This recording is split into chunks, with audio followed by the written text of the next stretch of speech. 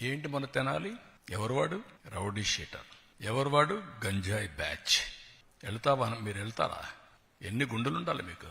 ప్రజలు మీకు సపోర్ట్ చేయాలన్నా. ఇంకొక పక్క నిన్న పొగాకు. ఏంటి నీ పని? పొగాకుకు నేను చెప్పాను, ఎవరిచ్చారండి? 12,000 రూపాయలు క్వింటాల్కిచ్చి కొనిస్తున్నాను. మా దగ్గర ఎక్స్పర్టైజ్ లేదు, గోడౌన్స్ కూడా లేవు. రైతులు ఇబ్బందుల్లో ఉన్నారు. ఎంతైనా పర్వాలేదు, నష్టం వచ్చినా పర్వాలేదు, కొనాలని కొంటున్నాం.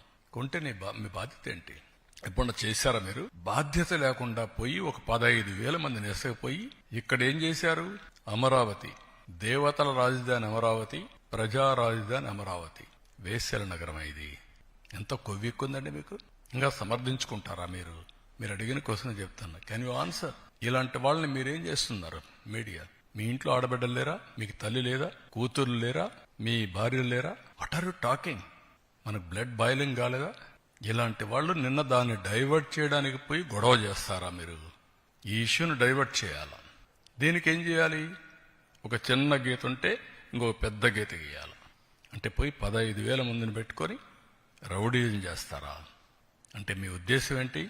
నేరస్తులు రాజకీయ ముసుగులో చేస్తున్నారు కాబట్టి మాట్లాడితే రాజకీయ నాయకులపైన యాక్షన్ ఎవరి మీద తీసుకోవాలి?